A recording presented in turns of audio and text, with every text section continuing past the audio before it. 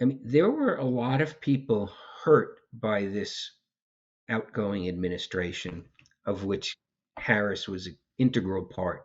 I mean, lives were destroyed, lives were ruined, reputations were damaged, people were prosecuted, people were bankrupted.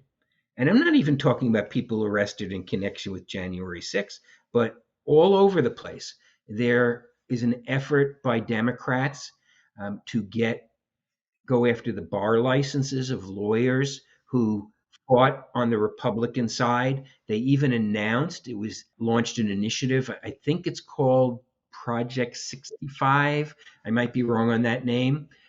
And their job is they want to make Republican lawyers toxic in their communities. They want to go after their licenses. They want to scare Republican lawyers away from doing what lawyers do. I mean, these are bad people and they need to be held to account. They need to be investigated. Prosecutors who went out of control, prosecutors who announced as part of their political campaign that their goal was to use their public office, if elected, to get Donald Trump and his family. I mean, those people need to be investigated and held to account.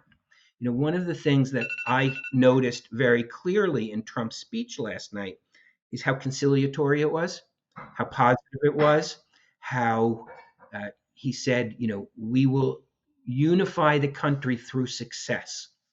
Essentially, that, a rising tide raises all boats, sort of argument. And that is Trump. The media portrays him as the most vindictive, nasty person, but that is actually Trump. That's what he tried to do his first term. Uh, but there are also people on the internet, on Twitter, who are saying, no, you've got to go after these people.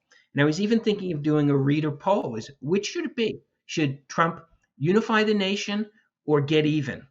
And then as I wrote it out and was going to do it, I realized it's not a binary choice. It's not one or the other. He can unify the nation, he can unify communities, but these nasty, malicious people who abused our prosecutorial system, who abused their public office, who engaged in what amounted to extortion against Republicans and against Trump supporters, they need to be held account. So I would say do both, President Trump.